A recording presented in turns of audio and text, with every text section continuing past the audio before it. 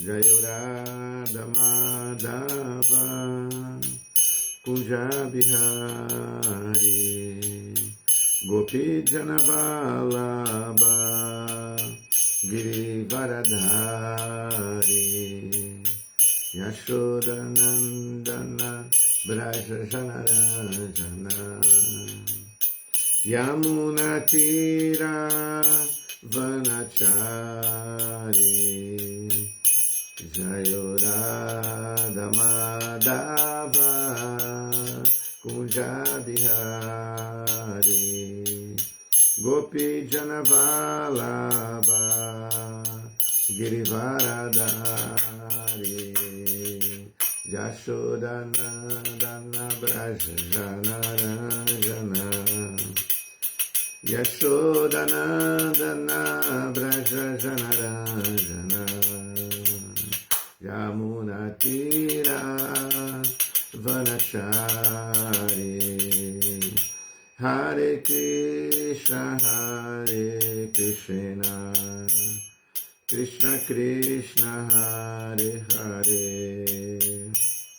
Hare Rama Hare Rama Rama Rama Hare Hare Jaya Prabhupada Jaya Prabhupada Jaya Prabhupada Srila Prabhupada Oh Prabhupada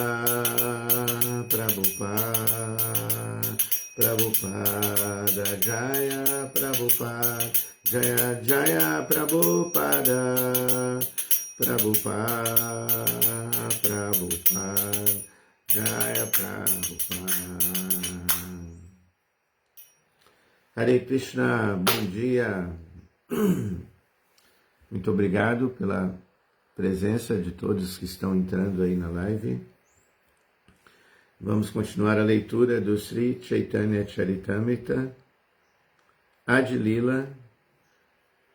Título do capítulo é... Deixa eu pegar aqui no Veda Base.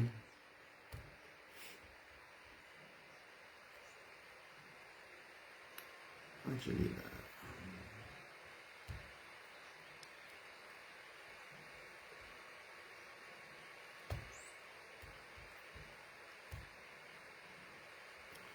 Capítulo 7. O Senhor Chaitanya em 5 aspectos. Vamos ler o texto 10 e 11.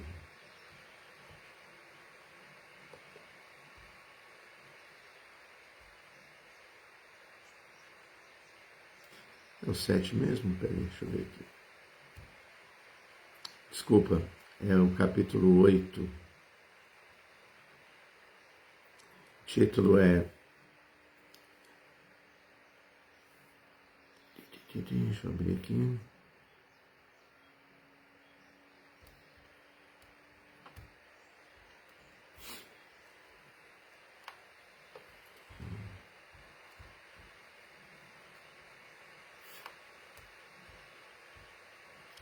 Hare Krishna, Krishna Krishna, Hare Hare. Capítulo 8. O autor recebe as ordens de Krishna e do Guru. Om Gyanatimirandasya Gyananjanam Shalakaya Chakshurumilitam Jena Tasmai Sri Gurave Namaha Sri Chaitanya Manobishtam Staptam Jena Bhuttale Swayam Rupa Kadamahyam dadati swapadantikam. Namo Vishnu Padaya Krishna Pristaya Bhutale Srimate Hridayananda Goswami Tinamine Namaste Guru Hansaya Paramananda Medase Prabhupada Pramodaya Dushta Siddhantanasine Namo Vishnu Padaya Krishna Pristaya Bhutale Srimate Bhakti Vedanta Swami Itinamine Namaste Sarasvati Devi Gauravani Pracharine Nirvisesha Shunyavadi Pashatya Dishatarine Vanchakalpatarubhyascha Kripa Sindhubhya Evacha Patitanam Pavanebhyo Vaishnavebhyo Namo Namaha. Hare Krishna Krishna Krishna Hare Hare Hare Rama Rama Rama Hare Hare. Então, muito bom dia ao Marcos, ao Marcelo, Sundarangi, Hare Krishna. Quem mais está aqui?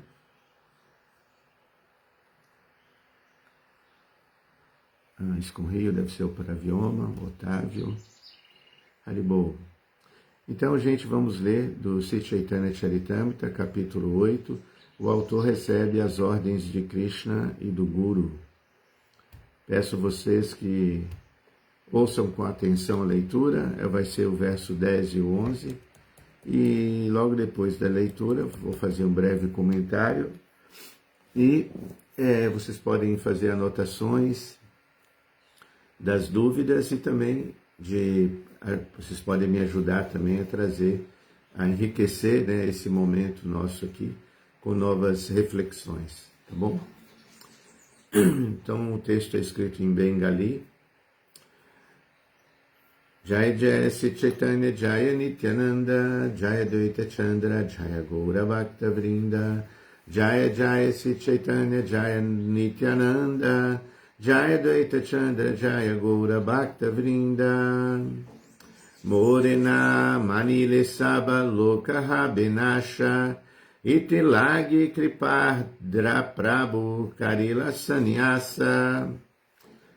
Tradução: o Senhor Chaitanya, o Senhor Sri Chaitanya Mahaprabhu pensou que, se as pessoas não o aceitassem, estariam todas arruinadas. Assim, o misericordioso Senhor aceitou a ordem de sannyasa. Comentário de Srila Prabhupada. O Srimad Bhagavatam 12, canto 12, capítulo 3, texto 51, diz que Kirtanat eva Krishnasya mukta sangha param vrajet. Quem simplesmente canta o mantra Hare Krishna ou o nome do Senhor Krishna, liberta-se e volta ao lar, volta ao Supremo. Deve-se atingir essa consciência de Krishna por meio da misericórdia do Senhor, Chaitanya Mahaprabhu. Ninguém pode atingir a plenitude em consciência de Krishna, a não ser que aceite Sri Chaitanya Mahaprabhu e seus associados como o único meio para o sucesso. Devido a essas considerações, é que o Senhor aceitou o sannyasa, pois, assim, as pessoas prestar-lhe-iam de respeito e muito rapidamente chegariam à plataforma da consciência de Krishna.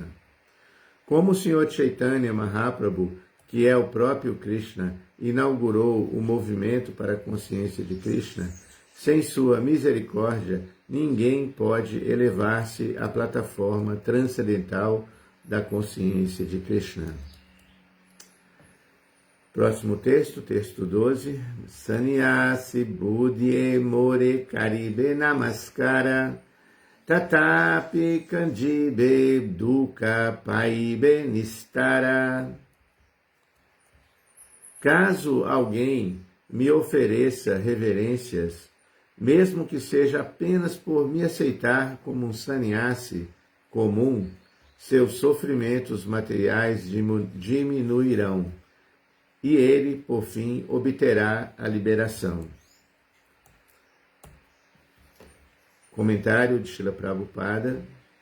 Krishna é tão misericordioso que sempre pensa em como libertar as almas condicionadas da plataforma material. É por essa razão que Krishna encarna como se indica nitidamente na Bhagavad Gita, capítulo 4, texto 7.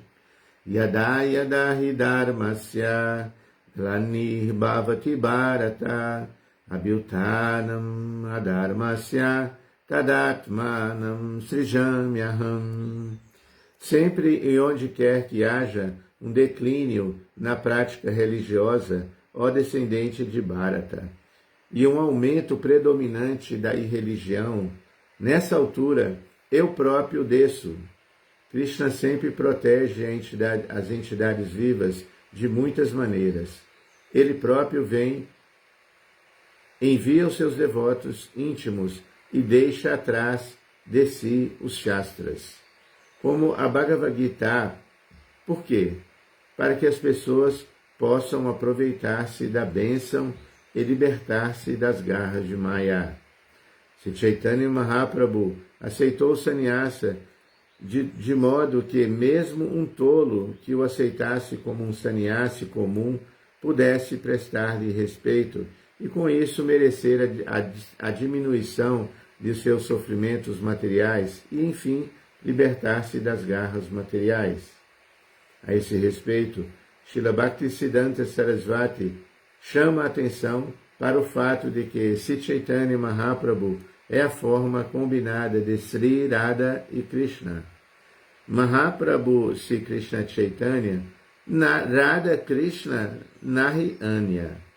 Portanto, como certos tolos achavam que Chaitanya Mahaprabhu era um ser humano comum e assim o tratavam com desrespeito, o Senhor misericordioso, a fim de salvar esses ofensores, aceitou o sannyasa, de modo que eles pudessem oferecer-lhe reverências, aceitando-o como um sannyasi. Se Chaitanya Mahaprabhu aceitou o sannyasa para outorgar sua grande misericórdia às pessoas em geral, que eram incapazes de apreciá-lo como Radha e Krishna em pessoa. É isso. Srila Prabhupada Ki Jai. Hare Krishna. Então, repetindo o texto 10 e 11, o Senhor Sri Chaitanya Mahaprabhu pensou que se as pessoas não o aceitassem, estariam todas arruinadas. Assim, o misericordioso Senhor aceitou a ordem de sannyasa. Caso alguém me ofereça reverências, mesmo que seja apenas por me aceitar como um sannyasi comum, seus sofrimentos materiais diminuirão e ele, por fim, obterá a liberação. Interessante, né, esse texto, porque esses dois textos, né, porque a intenção aqui de Chaitanya nós podemos ver na análise linguística, é que a intenção é contextualizar, justificar um comportamento que pode ser alvo de crítica no futuro. Então essa é uma preocupação grande aqui de Chaitanya. Ele está querendo mostrar que, olha, eu tomei essa atitude de aceitar sannyasa, porque no futuro, né, e no presente, eu posso ser julgado por esse ato. Porque Chaitanya Mahaprabhu ele já tinha evidenciado que existem algumas regras nos Vedas que proíbem, né, certos ritos, né, para Kali Yuga. E um deles é aceitar sannyasa, por exemplo, oferendas de animais em sacrifício. Buda já veio mostrar isso. Outra proibição para Kali Yuga, por exemplo, para um grihasta, era aceitar, por exemplo, ter filho. Se a esposa é estéril, ele pode optar para ter filho, parece que com a esposa do irmão, sabe? Umas coisas assim, que são preceitos da tradição antiga, que não são compreensíveis e adaptáveis, né, para o homem da Kali Yuga. E um outro comportamento era sannyasa, aceitar sannyasa, principalmente sannyasa impersonalista. E mesmo o sannyasa Vaishnava são para muito poucos, né? Por isso as regras na nossa escola, né, isso são muito rígidas para quem quer aceitar sannyasa. Então Chaitanya Mahaprabhu, ele está querendo justificar, olha, eu estou tomando esse comportamento, eu estou tomando essa atitude para que nós sejamos respeitados. Agora, esse respeito também parece uma contradição, porque Chaitanya Mahaprabhu, nas suas instruções do Shikshastaka, ele já havia dito que Nadanam Najanam Nasundarim, eu não quero Janam, eu não quero seguidores, tá? Então, quando você quer muitos seguidores, quando você quer visibilidade, né, é porque você quer ser respeitado, né? É isso, né? E o respeito, num certo sentido, é importante quando ele é direcionado para um bem maior, para um propósito maior. Por isso, nós podemos aqui trazer, o nosso desafio aqui nesse texto é trazer, tentar entender, né, esse comportamento de Chaitanya para o seu momento histórico e depois como trazer, né, essa situação de Chaitanya para o nosso movimento presente. Por isso tem um termo no Bhagavatam, se vocês consultarem no Srimad Bhagavatam, se colocarem no Veda Base, Desha Kala Patra. Desha Kala Patra é um termo que significa o tempo, o lugar e a circunstância. Prabhupada fala que você pode adaptar para preservar, né, uma tradição ou um propósito maior, de acordo com o seu tempo, lugar e a circunstância. Prabhupada fez isso, citava esse texto inúmeras vezes, vocês podem ver, inúmeras vezes, em diferentes circunstâncias, eles estão citados no Bhagavata, para Prabhupada justificar as suas adaptações ao instalar, né, a consciência de Krishna no Ocidente. Tá? Então, no canto 7, por exemplo, o capítulo é a ciência de Deus. No verso 34, no comentário, Prabhupada fala: sempre que realizamos, né, algum ato religioso, em termos de Dharma, Artha, Kama e Moksha, para quem não conhece esse termo, Dharma significa os deveres, né, morais e éticos, a justiça, a nossa religiosidade. Artha quer dizer que a possibilidade de você se desenvolver economicamente, e Kama, ser feliz, e Moksha, e ao mesmo tempo entender que nós temos de nos liberar desse encarceramento material. Então devemos executá-lo, né, esses deveres, de acordo com tempo, lugar e pessoa. Kala Desha Patra. Então Prabhupada faz essa referência a uma história de Narada Muni. Narada Muni, o pregador, né, ideal, há milênios, né, ele sempre adaptou a sua fala de acordo com as pessoas que estavam ouvindo. Se eram brahmacharis, renunciantes, ele adotava um discurso. Se era, por exemplo, um caçador, uma vez Narada Muni caminhando numa floresta, ele encontra um caçador. E ali é um momento magnífico de observar a forma que Narada Muni pregou para o caçador. O caçador estava matando animais, né, naturalmente. E isso ficou evidente quando Narada Muni caminhava e via assim, em diferentes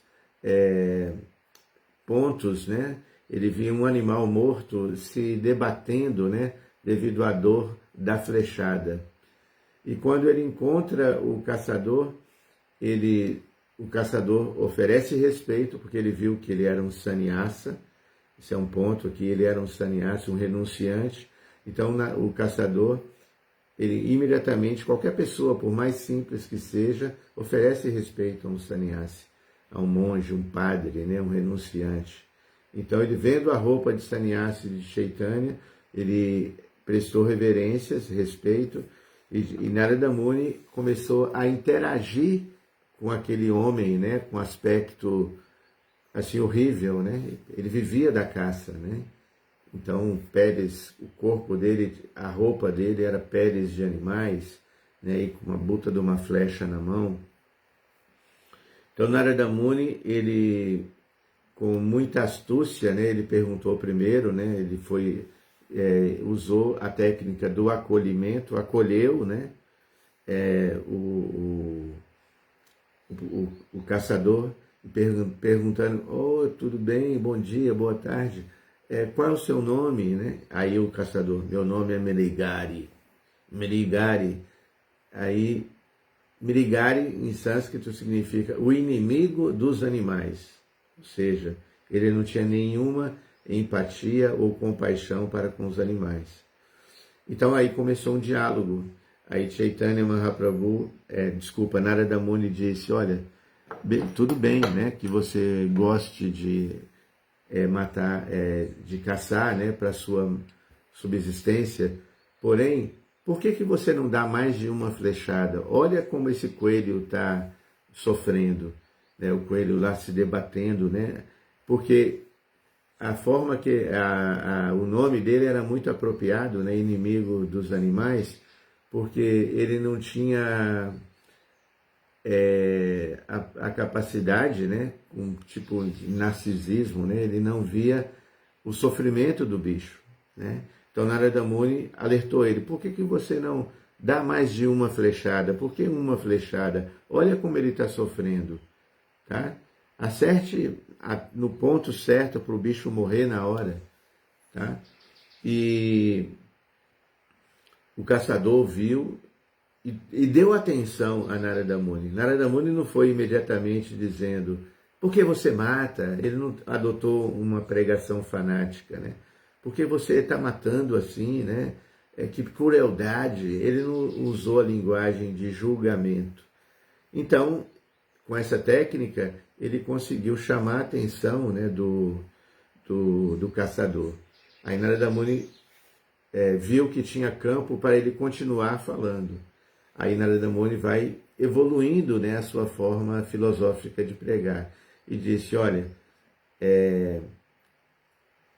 já que você aceitou, né, que tem de aliviar o sofrimento do animal, então por que você tem de entender que esse mesmo animal, na próxima vida, ele vai nascer, tá, e se vingar desse sofrimento que você está causando para ele. Ele vai te matar também, sabe? E a pregação foi evoluindo gradualmente naquele ambiente ali bucólico, na floresta, que chega um ponto que o caçador ele fica muito encantado com a figura de Narada Muni e se rende a Narada Muni. E essa história ficou famosa ali na região, porque o caçador ele argumenta com Narada Muni, olha, quando Narada Muni diz, jogue o seu arco e flecha fora, porque Deus vai te manter. Krishna é o verdadeiro mantenedor. Aí o caçador argumentava, mas eu tenho de trabalhar para me manter. É o arco e flecha que me mantém. É o meu instrumento de trabalho. Aí Narada Muni fala, não, né, nós pensamos, né, que são nossas habilidades, né, os nossos instrumentos de trabalho que nos mantêm. Mas em última instância, quem mantém é Deus, é Krishna. Ele é o Bhoktaram Yagya Tapasam, Sarva Loka Maheshwaram. Ele é o controlador de tudo, Bhoktaram. O Senhor Supremo de todos os Yagyas, de todo o sacrifício e austeridade que possamos fazer. Suridam Sarvabhutanam. E ele é o nosso amigo, né? Então, se você entender que Deus é o nosso amigo, que está sempre dentro do seu coração, vendo todas as suas necessidades, ele vai prover com tudo. Não é o seu arco e flecha que ele vai lhe prover. E assim o caçador fica muito encantado, né, e acredita, né, nas palavras de Narada Muni, joga o arco e flecha dele fora, volta para casa, ele doa todos os bens, né, que ele tem para os brahmanas locais, do local, e vai para a beira do rio meditar com a esposa dele. Olha que coragem, né? E naquele momento ali ele fica só simplesmente cantando Hare Krishna perante uma folha de uma planta de tulasi. Depois de um tempo, isso aí ficou muito famoso porque, acreditando nas palavras de Narada Muni, Krishna recompensou, né, o caçador, porque todas as pessoas do vilarejo iam visitá-lo às margens do rio e levar presentes para ele. E aí ele se deparou com outro problema, que Krishna deu muito mais do que ele precisava. Então ele ficava com pilhas de alimentos, tá, para a manutenção dele, e assim nada faltou para o caçador, depois que ele parou de caçar. E aconteceu, depois de um dia, Narada Muni foi visitá-lo com um amigo, e o caçador, quando viu que o seu mestre, Narada Muni, estava vindo, ele correu, né, na trilha, e nessa corrida dele ele viu um carreiro de formiga. E ele para, né, para limpar o chão, para não pisar, tirou as formigas com carinho, né, e depois que o chão estava protegido, né, as formigas ficaram protegidas, ele presta Dandavats, né, para Narada Muni e também para o seu amigo, esqueci o nome do amigo de Narada. E Narada Muni vai e comenta, veja, né, na verdade foi o amigo de Narada Muni, qual é o nome dele? Esqueci, se alguém quiser escrever aí no chat. Ele vai e diz, nossa, imagine, né, um caçador, né, que caçava, que matou tantos animais, agora não quer matar nenhuma formiguinha, devido à bênção, né, à misericórdia de Narada Muni, que foi, na verdade, uma adaptação da forma da linguagem, né, uma adaptação da sua linguagem. Então, da mesma maneira, Chaitanya Mahaprabhu, esse capítulo aqui, do Srimad Bhagavatam, esse capítulo do Chaitanya Charitamrita, não só esse, mas os capítulos anteriores, eu já comentei numa das aulas, não sei se foi aqui, é curioso, né, que o autor Krishnadas Kaviraj Goswami, nesses primeiros textos, né, do Chaitanya Charitamrita, o livro, né, a proposta do livro é biografia, é um texto bibliográfico. A ideia é apresentar, né, a história de Chaitanya, da vida de Chaitanya Mahaprabhu. Mas a preocupação do autor Krishnadas Kaviraja foi estabelecer filosoficamente, né, teologicamente, que Chaitanya é um avatar. Chaitanya é uma encarnação de Krishna. Não é um ser humano comum. Como Krishna diz na Gita, né, Avajananti Mamuda, Manushintantanum Ajrityam, Parambhavam Ajananto, Mama Bhuta Maheshvaram, que os tolos, né, mudas, não me respeitam, né, quando eu venho numa forma humana. Eles não entendem, né, que eu, Mama Bhuta Maheshvaram, que eu sou o Maheshvaram, eu sou o Senhor Supremo, o controlador de tudo. Mamba Bhuta Maheshvaram, o Parambhavam, eles não conhecem o meu Parambhavam, a minha natureza transcendental, além dessa matéria, e o meu Maheshvara, o meu domínio, né, sobre tudo o que existe. Então, devido a essa ignorância, Krishna fala, eles não me conhecem, né? Eles não me aceitam, né? Somente esses tolos não me conhecem. E por isso Krishna, Yadaya Dharmasya, ele vem milênio após milênio, em encarnações diferentes, em formas diferentes, e de acordo com Kala Desha Patra, tempo, lugar e circunstância, para atrair as almas. O único interesse é esse. Não ele não tem nenhum problema de narcisismo, ele não tem nenhum problema de respeito falso, né, de querer respeito por ego, né, por falso ego, né.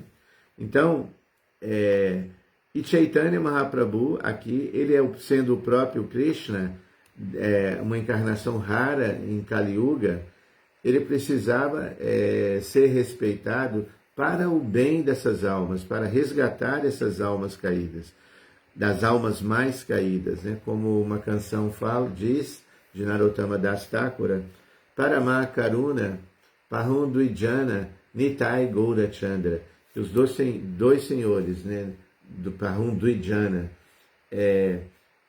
Parama Karuna, são as encarnações, né, mais os dois senhores Chaitanya e Nityananda, são os avataras, as encarnações mais magnânimas, mais misericordiosas. Então Chaitanya Mahaprabhu, ele percebe que as pessoas, algumas pessoas, especialmente no contexto histórico de Chaitanya, os Mayavadas, tá? Temos de entender esse contexto histórico de Chaitanya, onde o Vaishnavismo não tinha muita respeitabilidade. As escolas de Bhakti Yoga não tinham muito respeito por causa da influência dos Shankaristas, principalmente ali na Bengala, onde Chaitanya Mahaprabhu vivia. Então, nós sabemos que as 4 escolas de Bhakti, a situação era tão grave, né, historicamente, para o Vaishnavismo, que as 4 escolas Vaishnavas, né, as grandes escolas de Bhakti autorizadas, né, que não é só a Brahma, Madhva, Gaudiya, tem a escola de Ramanuja, que se destacou, Vallabha também, na época de Chaitanya. Essas escolas de Bhakti, elas, para adquirir respeito, para serem respeitadas, elas se uniram para combater, né, com diferentes doutrinas, tá? Na verdade, essas doutrinas das escolas de Bhakti foram para uma união, uma convergência, para fortalecer, né, o culto a Krishna, a Bhakti Yoga, a personalidade de Krishna, porque naquele momento histórico o impersonalismo estava tão forte, tão proeminente, que as pessoas não estavam mais aceitando o Krishna como a verdade absoluta, como a suprema personalidade de Deus. Então aconteceu, né, de Chaitanya colocar um basta nisso, tá? Unificando as 4 sampradayas, tá? Na sua doutrina, Achintya Beda Beda Tattva.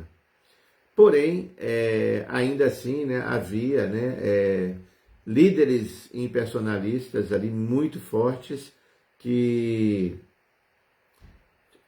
cuja influência, né, incomodava Chaitanya Mahaprabhu. A influência deles era tão grande que incomodava, né, Chaitanya, porque Chaitanya Mahaprabhu via os desvios, né? Assim como às vezes os mestres espirituais, na atualidade, às vezes eles ficam incomodados, né, com discípulos que estão se desviando, não só pelo próprio desvio, né? Às vezes algum desvio filosófico, né? O poder de Maya, né? Mas porque depois de um tempo a pessoa passa a ser um formador de opinião. E quando você é um formador de opinião, você pode encaminhar ou desencaminhar outras pessoas. Então, Chaitanya Mahaprabhu estava preocupado com as pessoas que estavam sendo desencaminhadas pelos Mayavadas, tá? Os Mayavadis. Então, essa é a grande justificativa aqui, tá bom, gente? E aí Chaitanya Mahaprabhu toma sannyasa. E o curioso, que acho que vai ser comentado nos versos seguintes, é que o sannyasa que Chaitanya Mahaprabhu aceitou foi de um líder, tá? Keshava Bharati, influente, um mestre que não era da linha da Bhakti Yoga Vaishnava, tá? Então, nós podemos ver imagens, né, até ilustrações de Chaitanya Charitamrita, que ao tomar esse sannyasa, ele nem fica com sika, tá? Porque os Mayavadis raspam, né, toda a cabeça e não usam sika. Então, para atrair, né, as pessoas esses mesmos sannyasas mayavadas, ele não tem sika, tá? Ele usa a roupa, né? Os paramentos, né? Os ornamentos também a danda de Chaitanya não tem 4, é uma danda comum. E aí nós sabemos daquele incidente, né, como deu certo essa estratégia de Chaitanya Mahaprabhu, principalmente quando ele encontra os budistas, ele converte os budistas. Olha aquele momento histórico louco, gente. Os budistas estavam assim influentes aí na Índia por quase 800 anos, 600 anos antes de Cristo, né? E depois continuaram muito influentes, né? E na época de Chaitanya eles ainda tinham influência junto com os Shankaristas, mais os Shankaristas, né? Então o que Chaitanya Mahaprabhu fez? Ele foi se encontrar com eles, tá? Ele foi no encontro dos Mayavadas, tá? Numa assembleia, tá? Onde eles estavam ali debatendo sobre o Vedanta. Chaitanya Mahaprabhu muito humildemente se senta no local dos sapatos, tá? E o brilho de Chaitanya, né? A beleza dele já atrai para Kashananda, que chama ele para sair daquele local, tá? Que era um local bem assim inapropriado para um sannyasi. Ninguém senta no local dos sapatos, né? Então ele chamou ele para sentar no centro da roda e começam a conversar, e aí tem a conversão, né? Através daquela conversa passa a existir a conversão não só do líder, mas de todos os Mayavadas. Então, o Chaitanya Charitamrita vai falar, Krishnadas Kaviraj fala que Chaitanya arrombou as comportas, né, o baú do amor a Deus, e espalhou, né, a consciência de Krishna através do cantar dos santos nomes para todas as pessoas, sem discriminação. Mas aquela enxurrada, aquela inundação, assim como tem uma inundação e as pessoas que estão no alto se protegem mais, da mesma maneira, os Mayavadas não queriam saber daquela invasão, né, daquela enxurrada de consciência de Krishna. E Chaitanya Mahaprabhu, ele vendo que eles estavam fugindo daquela inundação do amor a Deus, ele tomou essa atitude, né, drástica na época de aceitar sannyasa, e recebeu muitas críticas por isso, mas a sua estratégia depois deu certo. Inclusive tem um verso do Bhagavatam que Nityananda, que os devotos falaram, mesmo os Goswamis repetiam esse verso, que era uma história do Bhagavatam que fala do Brahmana Javanti, né? É um Brahmana que aceitou sannyasa, e a atitude dele depois de tomar sannyasa foi ir para Vrindavana, não foi para ir em qualquer lugar. Na Índia nós sabemos que tradicionalmente o reduto dos impersonalistas é ali numa cidade chamada Varanasi, né, que é uma das cidades mais antigas da Índia. Ali é o reduto, é onde os impersonalistas gostam de se encontrar. Logo depois de que Chaitanya Mahaprabhu tomou sannyasa, ele não foi para ali, não ficou ali em Varanasi. Ele pegou o rumo da floresta, uma trilha, demorou dias e dias para chegar aonde? Em Vrindavana, tá? Ele foi para Vrindavana. Em Vrindavana é o reduto de quem? Dos Vaishnavas, personalistas. Então essa era uma prova que foi apenas estratégia, né? Chaitanya Mahaprabhu aceitar sannyasa mayavadi. E a gente vê até o dia de hoje, né, gente? Ontem, acho que Chandramukha Swami chegou da Índia, e foi muito bem recebido no aeroporto. Dhanvantari Swami está chegando aqui.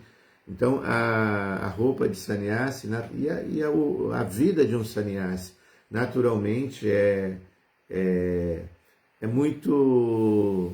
Aqui, outro dia, recebemos, por exemplo, depois de muitos anos de vir no Brasil, recebemos Guru Prasada Swami, tá? Então, naturalmente, esses sannyasis são muito respeitados, né? Porque todo mundo sabe que a vida deles é dedicada exclusivamente para divulgar a consciência de Krishna. né? Salvo um ou outro caso, mas, por exemplo, esse Guru Prasada Swami, ele está lá na Índia, na Índia mais ou menos dentro da ISKCON, nossa instituição, ela dividiu 3 áreas na Índia, onde tem alguns mestres sannyasas que se destacam, né? Na Bengala, ali em Mayapur, Jayapataka Swami, tá? Ali mais na região de Bombaim, Radhanatha Swami.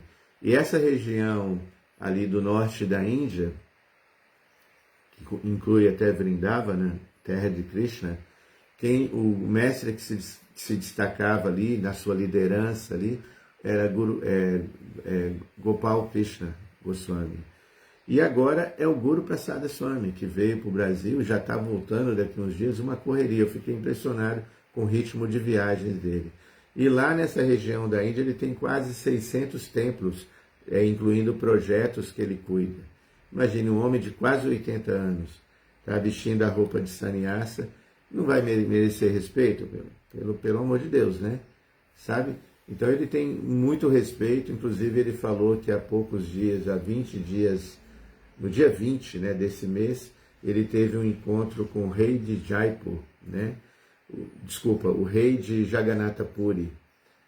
Tá, e esse rei, ele está querendo impor, né, que todos os templos da ISKCON, que tem Ratha Yatra no mundo todo, façam o Ratha Yatra na mesma data, né, que a deidade de Jagannatha Puri, na mesma data do Ratha Yatra de Puri, né?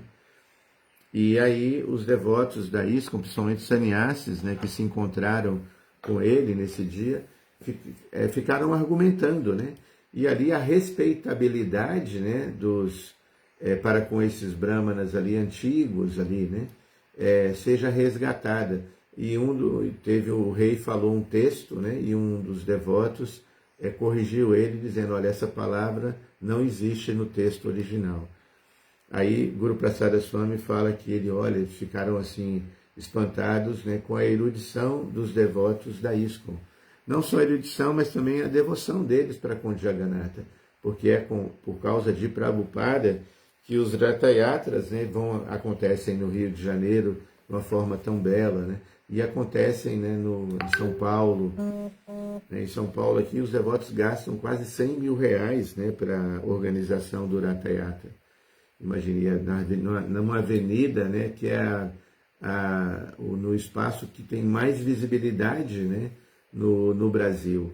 Então Jagannatha ele se mostra, né, para o mundo todo, ali principalmente para o Brasil, né, por causa dessa influência de Srila Prabhupada que quis trazer Jagannatha, né, que uma deidade, né, tão misericordiosa como Chaitanya Mahaprabhu. Então todo o interesse é esse, propagar a consciência de Krishna.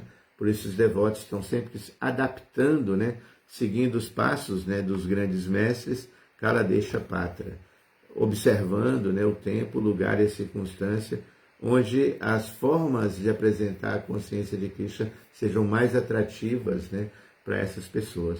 Tá bom? Assim Chaitanya Mahaprabhu logrou muito sucesso, né? E devemos seguir seus passos. Para concluir, aqui veio agora na minha memória, né, as adaptações que aqui a comunidade Nova Gokula teve de fazer, muitas vezes não por causa como eu disse, né, por causa de capricho pessoal da liderança. Não, foi natural. Aqui vou falar do meu contexto aqui onde eu moro e o que eu observei, né? Nova Gokula, por exemplo, é um Dhamma.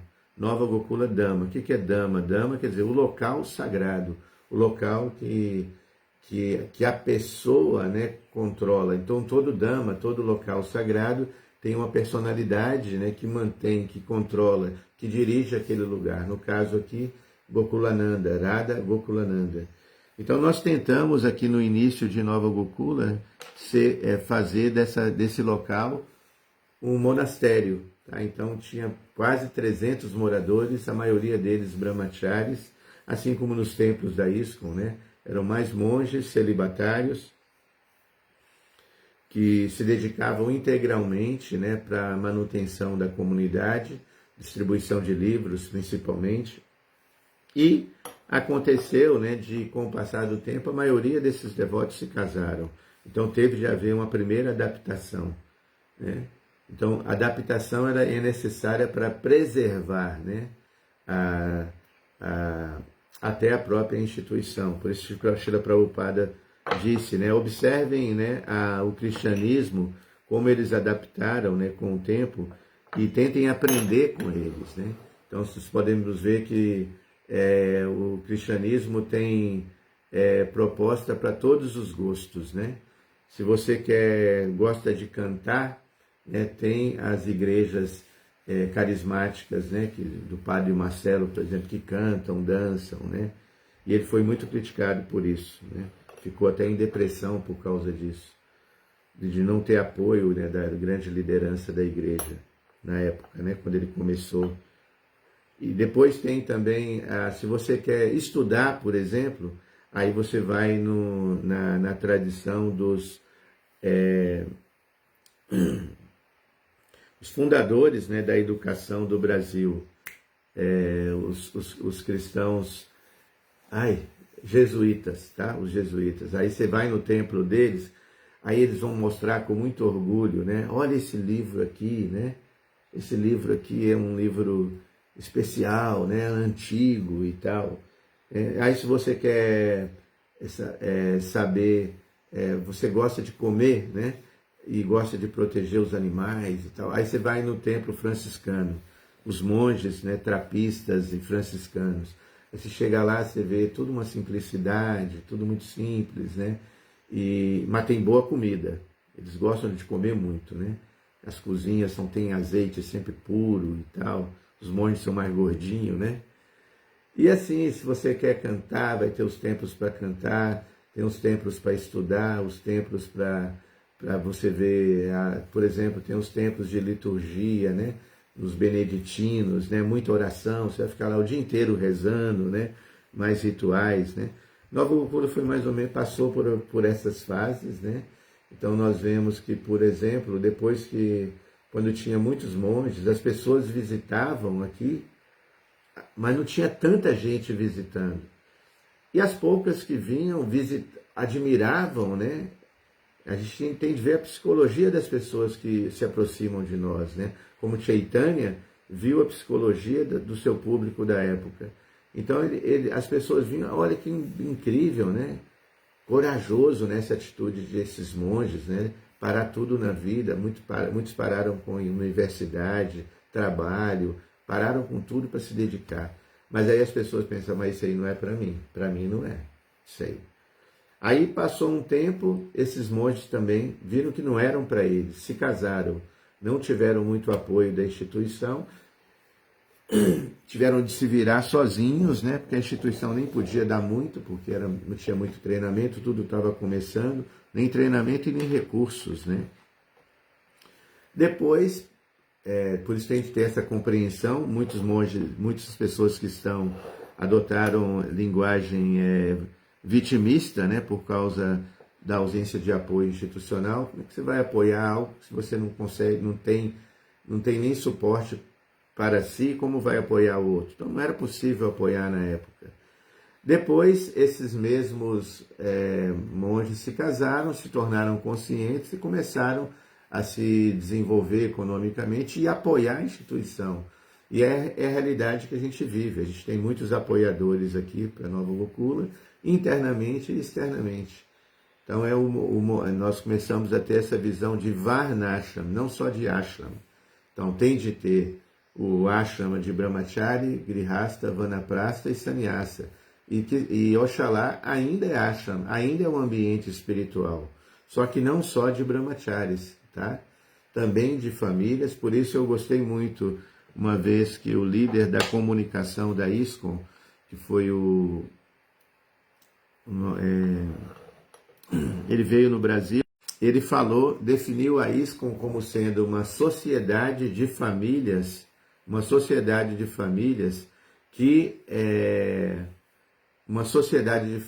que faz trabalho social, tá?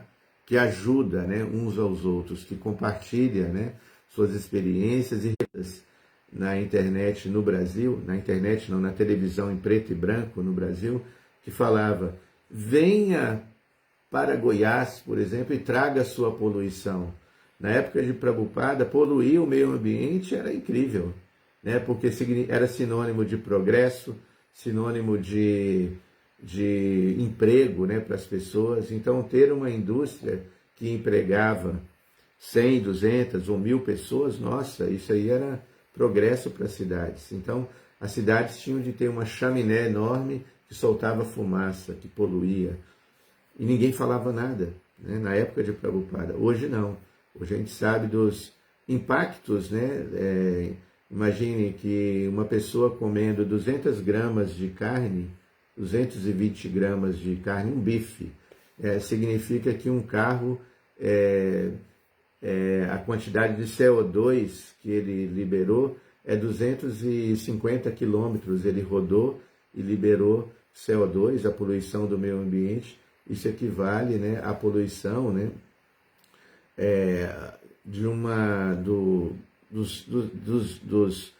dos excrementos, né, desses rebanhos enormes, né, de bovinos que tem no Brasil. Então, é um impacto ambiental muito grande, além do desmatamento. Um bife de 220 gramas significa 7 metros quadrados de floresta desmatada, né?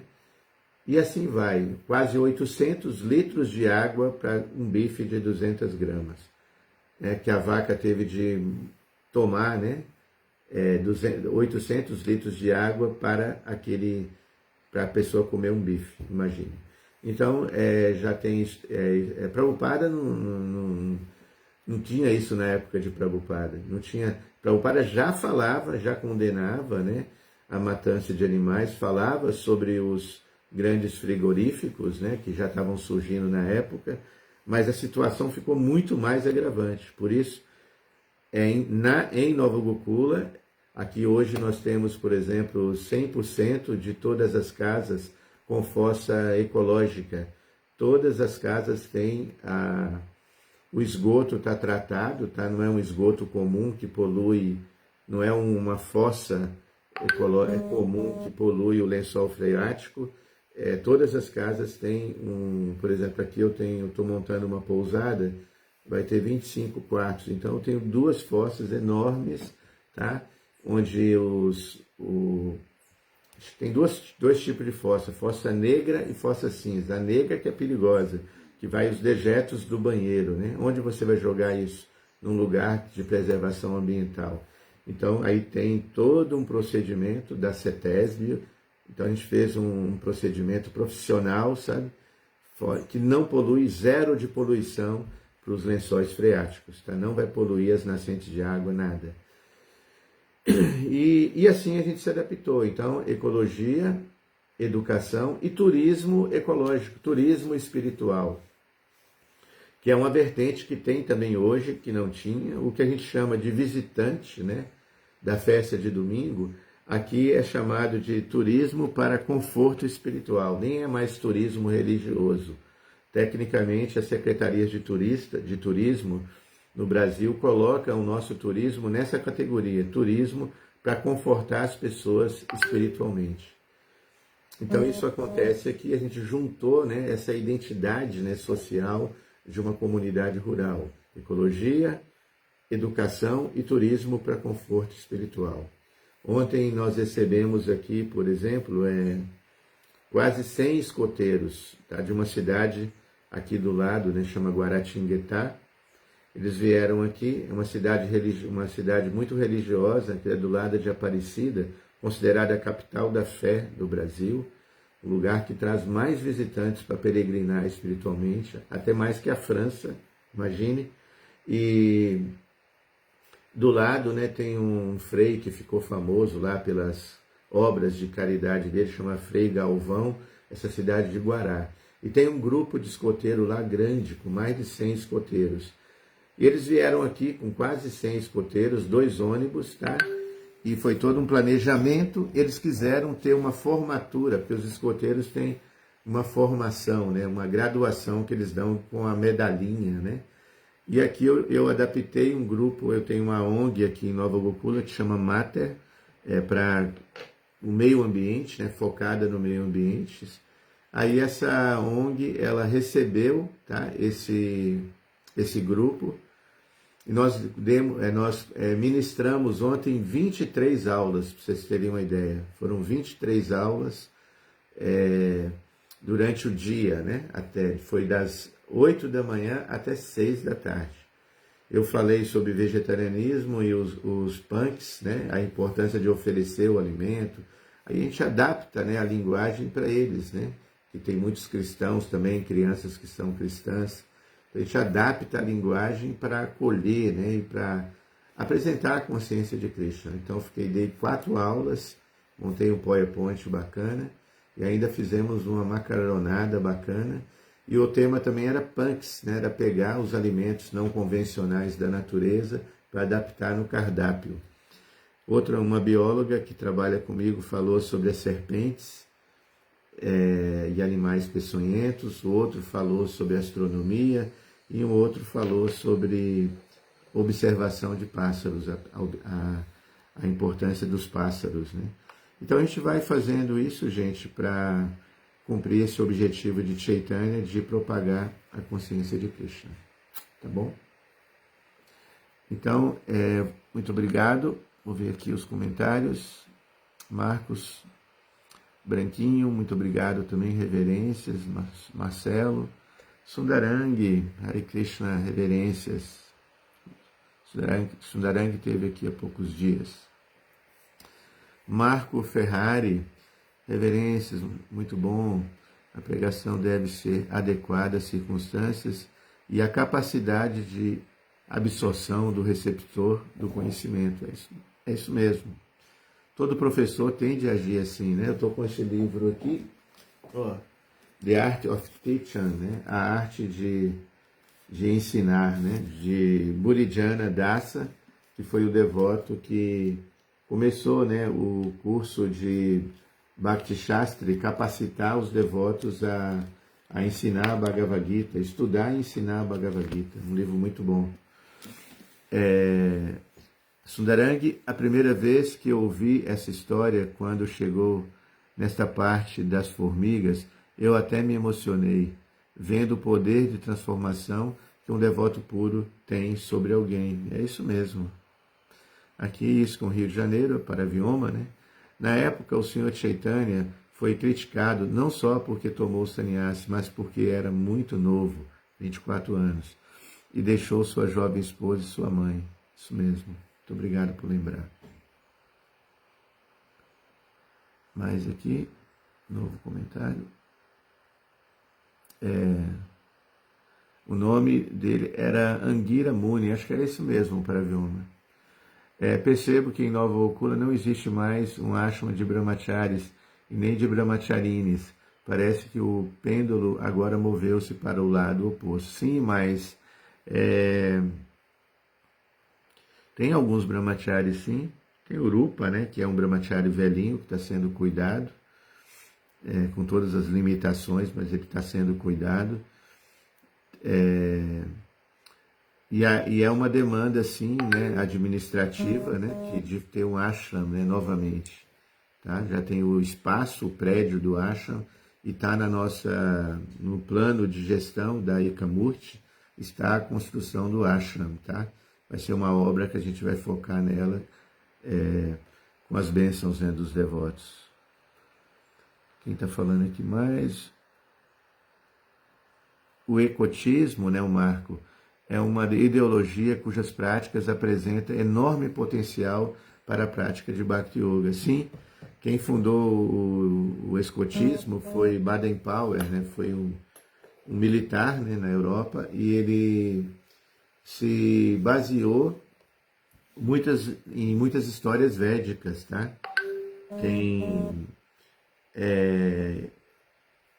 Tem, por exemplo, o fato das leis, de uma das 10 leis escoteiras, né, ser, por exemplo, o fato de um escoteiro ser amigo, né, dos animais. Né?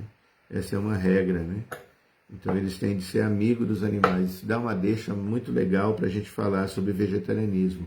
Por isso eu escolhi esse tema para a formação deles, né?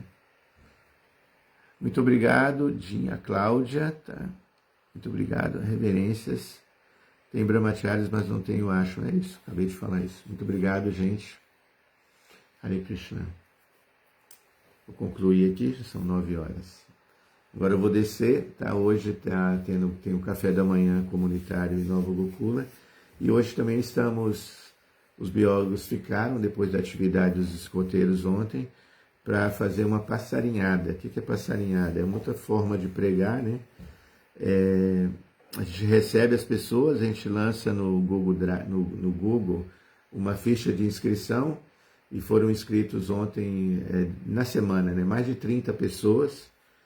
Eu recebi elas agora há pouco, uma família de japoneses, por exemplo, muito finas, nunca tinham vindo em Nova Gokula.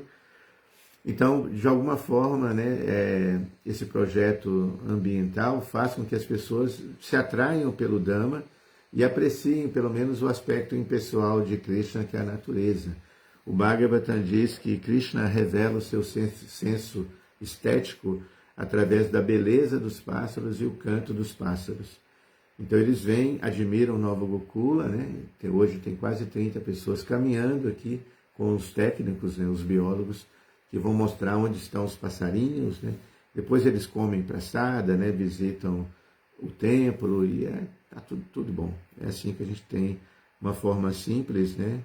Mas que está sendo eficiente para propagar a consciência de Krishna, seguindo os passos de Sri Chaitanya Mahaprabhu. Hare Krishna.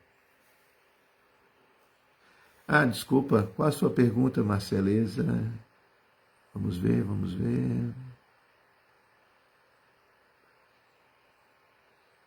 Não vi a sua pergunta, Marcelo. Deixa eu ver.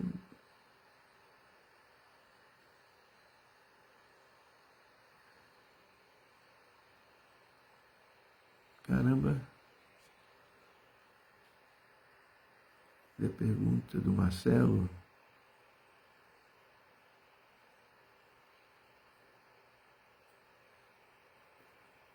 Cadê a pergunta do Marcelo? Tá.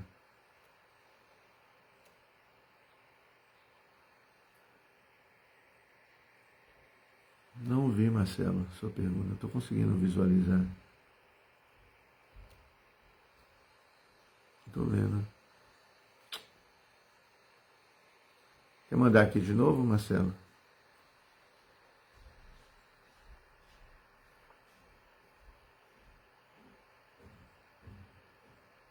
Aqui, ó.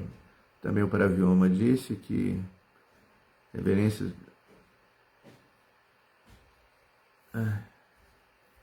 Estou fazendo aqui no celular.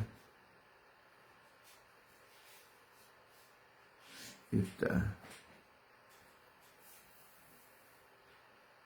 Aqui o Marco diz: existe uma intensa relação de afinidade entre o Senhor Jagannatha e Chaitanya Mahaprabhu. Podemos afirmar que Jagannatha é a deidade mais apropriada para ser adotada em Kali Yuga? É uma pergunta. Ao mesmo tempo, e ao mesmo tempo é muito exótico, né? A forma de Jagannatha. É difícil de ser,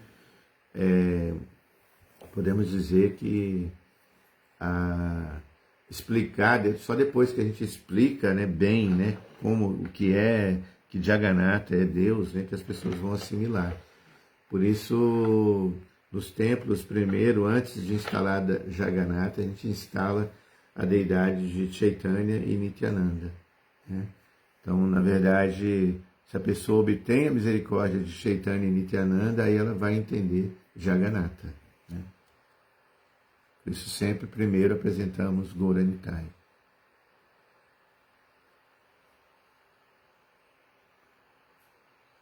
Que mais aqui? Que mais? É isso. Infelizmente não consegui ver a sua pergunta. Mas você está morando aqui, né, Marceleza, aqui em Nova Gokula, tá aí no seu cantinho, a gente pode conversar aqui. Você me manda pergunta no chat pessoal aí, tá? Vamos em frente. É isso. Ah, tá aqui. Como podemos desenvolver essa coragem de abrir mão de trabalhos que não são muito bons, que fazemos em nome de nossa subsistência? Então, tem de usar a inteligência, né? Às vezes, por exemplo, você que trabalha na área da computação digital, né? É um grande dilema. Por exemplo, eu tive um amigo que trabalhava na BBT, né? Depois ele saiu da editora, né? BBT é a editora da ISCOM, né?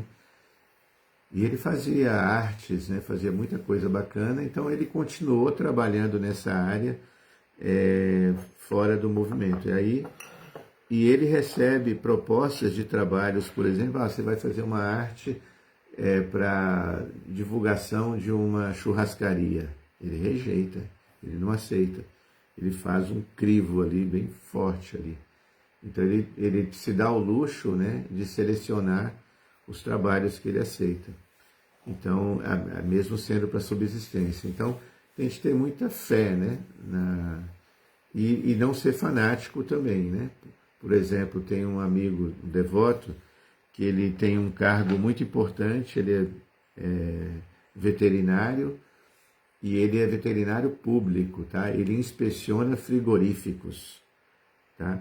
E ele passou no concurso público, deve ter um bom salário, né? E aí o trabalho dele é inspecionar frigorífico, sabe?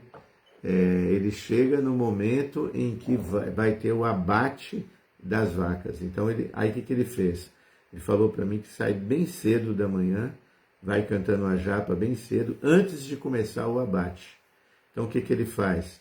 Ele coloca regras muito rígidas, tá?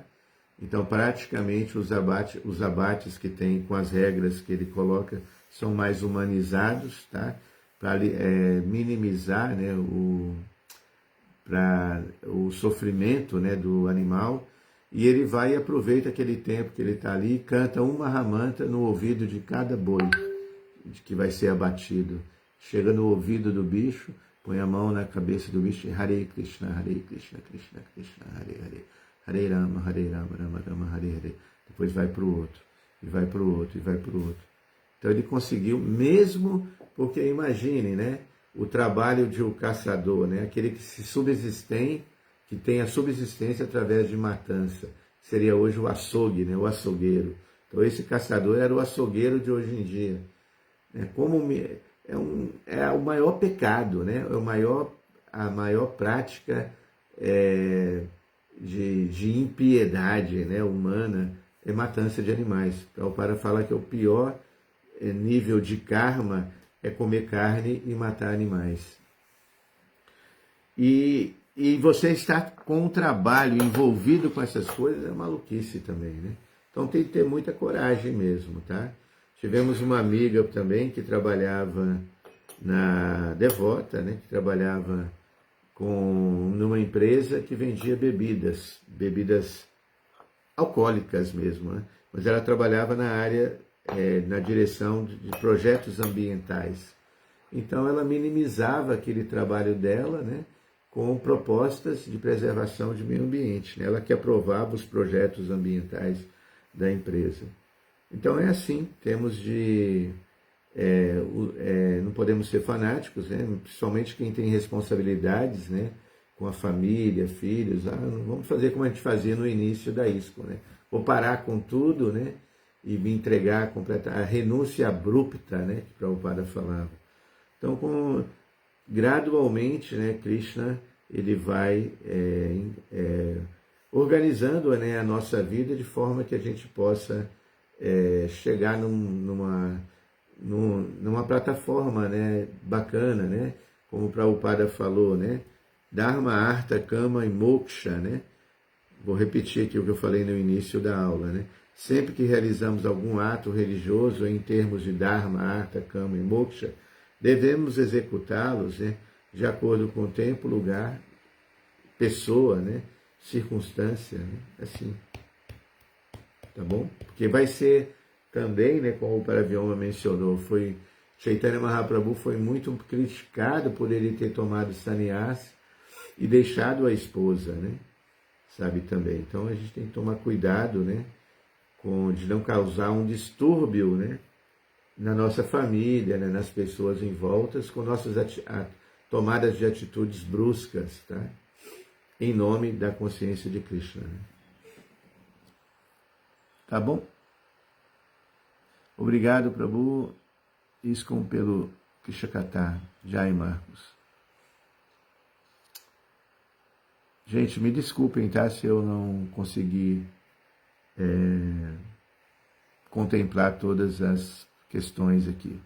Vocês podem falar comigo no particular, se quiserem, tá bom?